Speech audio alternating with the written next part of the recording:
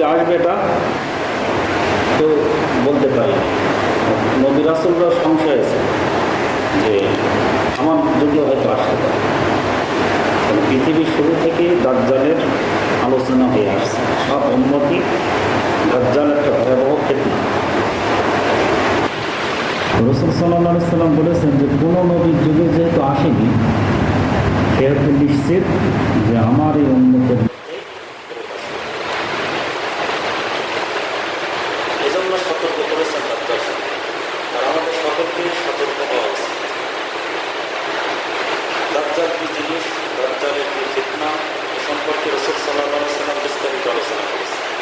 আমরা সেগুলো ধারাবাহিকভাবে এখন যে হাদিসটা আলোচনা করবো সহিহ মুসলিম থেকে হযরত নওয়াস ইবনে সামাআন রাদিয়াল্লাহু আনহু তিনি বলেন, রাসূলুল্লাহ সাল্লাল্লাহু আলাইহি ওয়াসাল্লাম দাজ্জাল সম্পর্কে বিস্তারিত আলোচনা করেন। তিনি কখনো বিষয়টিকে হালকাভাবে নেন, আবার কখনো কখনো খুব গুরুত্ব সহকারে এটা জাহির করেন। এমনকি আমাদের ধারণা হল এমন গুরুত্ব সহকারে রাসূল সাল্লাল্লাহু আলাইহি ওয়াসাল্লাম বলতেন মাঝে মাঝে যে আমাদের ধারণা হলো দাজ্জাল খেজুর বাগানের কোনো এক স্থানে হয়তো লুকিয়ে রয়েছে, মানে খুব নিকটেই যেন আছে। এরকম গুরুত্ব সহকারে আলোচনা করতেন সাহাবীদের সাথে। যখন আমরা রাসূল সাল্লাল্লাহু আলাইহি ওয়াসাল্লামের কাছ থেকে যাচ্ছিলাম দাজ্জালের কথা শুনে, তিনি আমাদের পরবর্তী যে অবস্থাটা বুঝে ফেলেন যে আমাদের মধ্যে ভয় ঢুকে গেছে, যে না জানি কোথায় আসে না। তিনি জিজ্ঞাসা করেন, তোমাদের কি হয়েছে? আমরা বলেছিলাম, ইয়া রাসূলুল্লাহ সাল্লাল্লাহু আলাইহি ওয়াসাল্লাম, আপনি সকালবেলা দাজ্জাল সম্পর্কে যে আলোচনা করছিলেন, আপনি তা কখনো খুব গুরুত্ব দিয়েছিলেন, কখনো হালকাভাবে আলোচনা করছিলেন।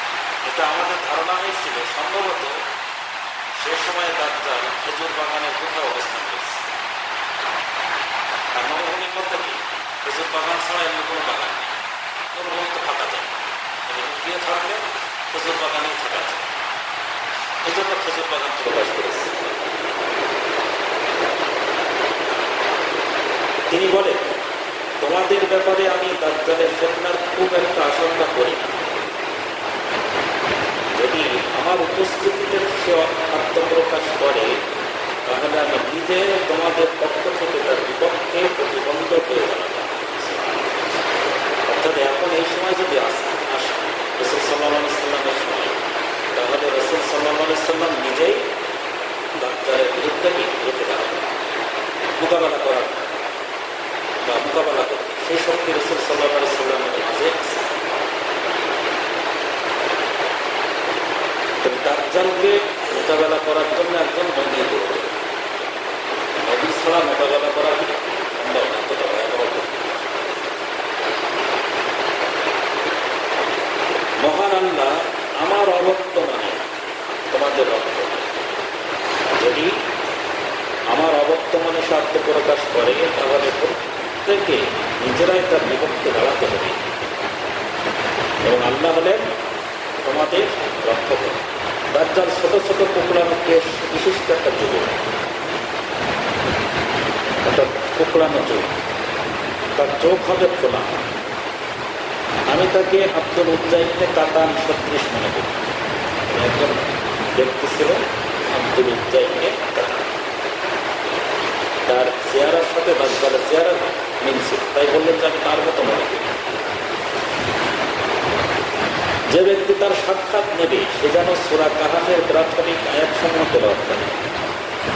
তাহলে প্রথম রক্ষা কবচ, দাজ্জালের ফিতনা থেকে বাঁচতে হলে প্রথম একটা হাতিয়ার রাসূল সাল্লাল্লাহু আলাইহি সাল্লাম বলে দিলেন, সেটা হলো কি সূরা কাহাফের প্রথম 10 আয়াত।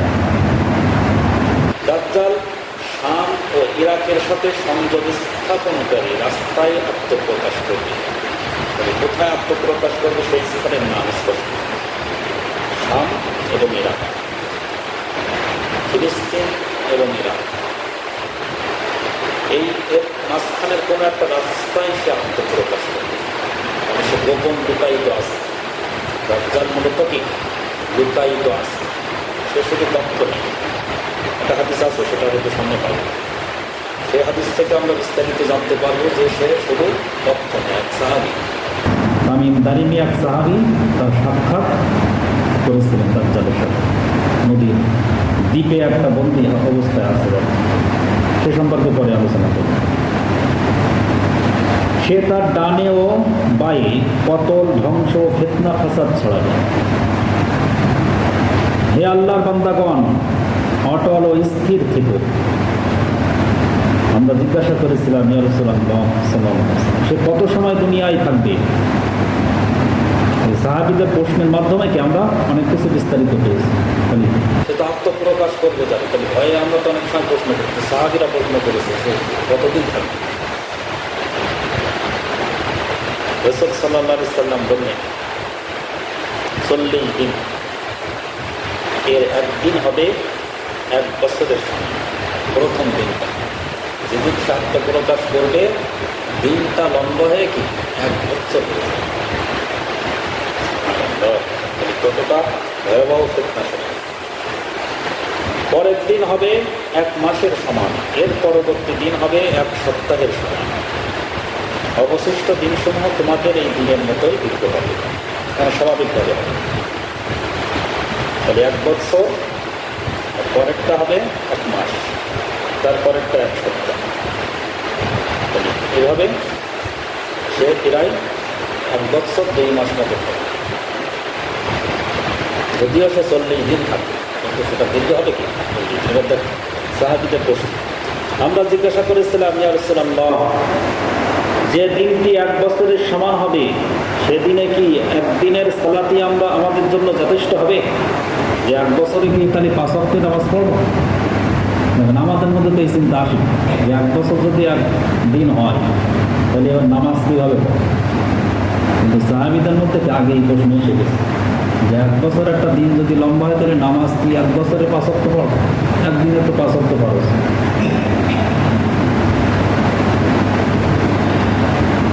রাসূল সাল্লাল্লাহু আলাইহি ওয়াসাল্লাম বললেন, না, বরং অনুমান করে সালাতের সময় ঠিক করে নিতে হবে।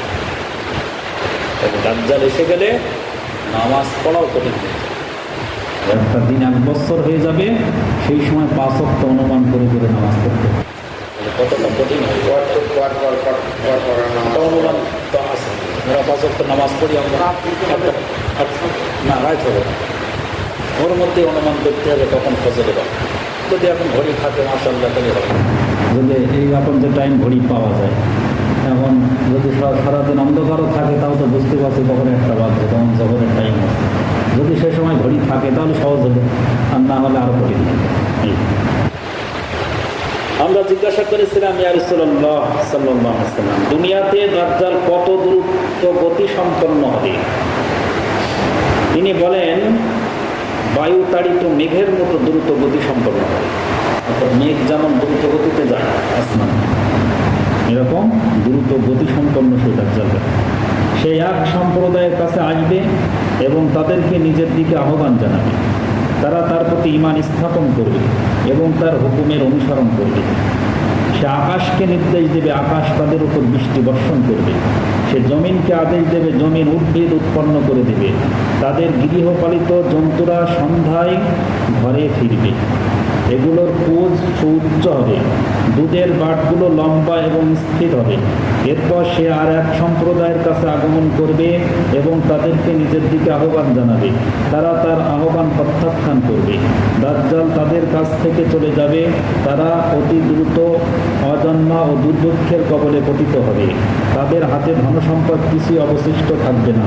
দাজ্জাল এই বিধ্বস্ত অঞ্চলে দিয়ে অতিক্রম করার সময় বলবে, তোমার গচ্ছিত সম্পদ রাজি বের করে দাও।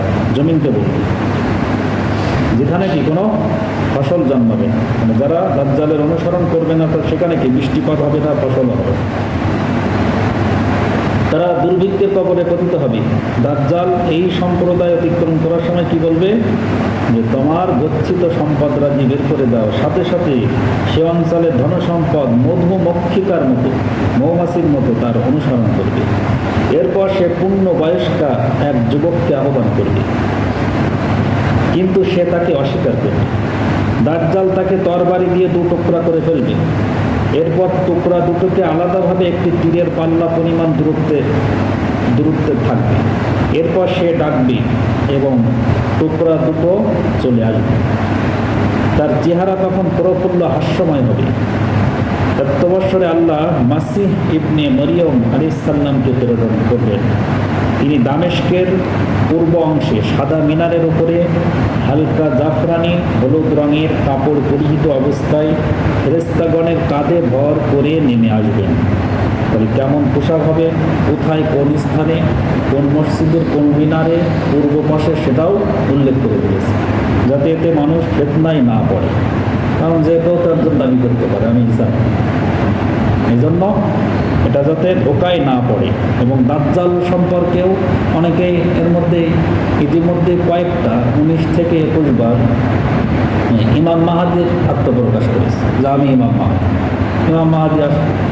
তার আলামত হাদিসে স্পষ্ট আছে, ধোকা খাওয়ার কোনো উপায় নেই। যে কেউ তো একজন ঈসা নবী দাবি করতে পারে, যে কেউ একজন দাজ্জাল দাবি করতে পারে, তাহলে ওটার অবকাশ নেই। এই জন্য রাসূল সাল্লাল্লাহু আলাইহি সাল্লাম এই উম্মত যাতে এই সম্পর্কে ধোকায় না পড়ে, এই জন্য এটা স্পষ্ট করেছে।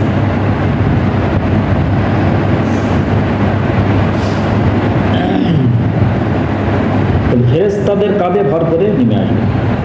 যখন তিনি মাথা অবনত করবেন তখন মনে হবে যেন তার মাথায় মুক্তার মধ্যে পানির বিন্দু ছটকাচ্ছে। তখন তিনি মাথা উঠাবেন, তখনও তার মাথা থেকে মতির দানার মতো ঝরছে বলে মনে হবে। যে কাফেরের গায়ে তার নিঃশ্বাস লাগবে তার বেঁচে থাকা সম্ভব হবে না, সাথে সাথে মারা যাবে। দেখুন, নবী যখন এসে যাবে ফিতনার জামানায়, তখন কাফেররা আর অবশিষ্ট থাকবে না, কাফেররা টিকতে পারবে। তখন কাফেররা তার নিঃশ্বাসের পর্যন্ত সহ্য করতে পারবে, মারা যাবে। নিঃশ্বাস যদি তার গায়ে পড়ে মারা যাবে পুরো কাফের। তার দৃষ্টি যতদূর যাবে তার নিঃশ্বাসও ততদূর পৌঁছাবে। এখন দেখেন যে নিঃশ্বাস কতদূর যাবে, দৃষ্টি যতদূর, ঈসা আলাইহিস সালামের নিঃশ্বাসও হবে ততদূর, নিঃশ্বাসে অস্তর। কারণ ফিতনা এসে গেছে, দাজ্জাল যদি এই ফিতনা নিয়ে আসে তাহলে নবীরও তো তার চেয়ে বড় কোনো অস্ত্র নিয়ে আসবে, তাহলে আমি তো মোকাবেলা হবে। এই জন্য আল্লাহ তাআলা তার নিঃশ্বাসটাকে বড় অস্ত্র বানিয়ে দিবেন এবং সেটা যতদূর দৃষ্টি যাবে ততদূর তার নিঃশ্বাস পৌঁছে যাবে। সুবহানাল্লাহ। তিনি দাজ্জালকে পিছু ধাওয়া করবেন, লুত নামক স্থানে তাকে হত্যা করে ফেলবেন। এরপর ঈসা আলাইহিস সালাম যেসব ব্যক্তিদের কাছে আসবেন যাদেরকে আল্লাহ দাজ্জালের ফিতনা থেকে নিরাপদ রেখেছিলেন, ওই যে যেসব জায়গায় সম্পদ হয়নি, ফিতনায় পড়ে দুর্ভিক্ষের কবলে পড়ে গেছে, তিনি তাদের চেহারা থেকে মলিনতা দূর করে দিবেন এবং জান্নাতে তাদের যে মর্তবা হবে তা বর্ণনা করবেন।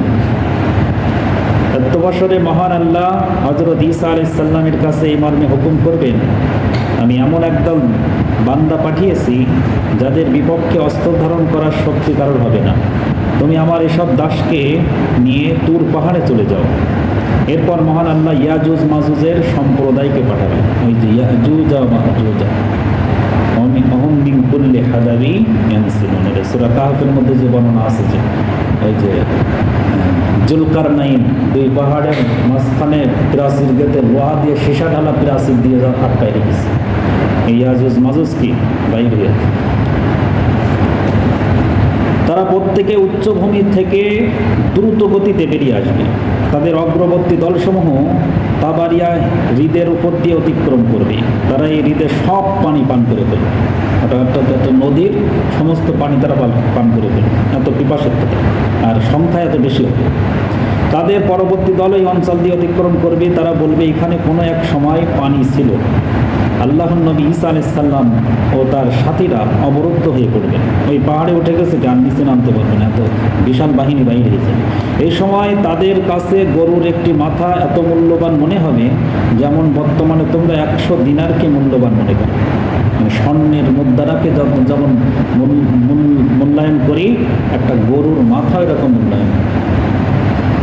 তখন আল্লাহর নবী ঈসা আলাইহিস সালাম ও তার সঙ্গীগণ আল্লাহর কাছে বিনীতভাবে ফরিয়াদ করবেন। আল্লাহ তাদের ইয়াজুজ মাজুজের প্রত্যেকের ঘাড়ে এক ধরনের কীট সৃষ্টি করে দিবেন, ফলে তারা সবাই একসাথে নিশ্চিহ্ন হয়ে মারা যাবে। এরপর আল্লাহর নবী ঈসা আলাইহিস সালাম ও তার সঙ্গীগণ পাহাড় থেকে জনপদে নেমে আসবেন, কিন্তু তারা পৃথিবীতে 1 ইঞ্চি জায়গাও ইয়াজুজ মাজুজের লাশ ও দুর্গন্ধ ব্যতীত ফাঁকা থাকবে না। তাহলে কি পরিমাণ লাশ? তারা মারা যাবে কিন্তু 1 ইঞ্চি পরিমাণ জায়গা খালি নেই, বসার মতো জায়গা নেই। এরপর আল্লাহ নবী ঈসা আলাইহিস সালাম ও তার সাথীরা আল্লাহর কাছে আবারও কাতরভাবে আবেদন করবেন, আল্লাহ বুখতি উটের কুস সদৃশ পাখি প্রেরণ করবেন। এসব পাখি লাশসমূহকে উঠিয়ে আল্লাহ যেখানে ফেলে দেওয়ার নির্দেশ দিবেন সেখানেই ফেলে দেবেন। এরপর মহান ও সর্বশক্তিমান আল্লাহ এমন বৃষ্টি প্রেরণ করবেন যা প্রতিটি স্থান, তা মৃত্তিকায় হোক অথবা বালুর ধুয়ে আয়নার মতো পরিষ্কার করে দেবে। এরপর ভূমিকে বলা হবে, তোমার ফল উৎপাদন করো এবং কল্যাণ ফিরিয়ে নাও। এত বরকত, কল্যাণ ও প্রাচুর্য দেখা দেবে, একটি ডালিম খেয়ে পূর্ণ একটি দল পরিতৃপ্ত হয়ে যাবে। সুবহানাল্লাহ। ডালিমের খোসাটি এত বড় হবে যে তার ছায়ায় তারা আশ্রয়ও নিতে পারবে, ছাতির মতো কি সামিয়ানা।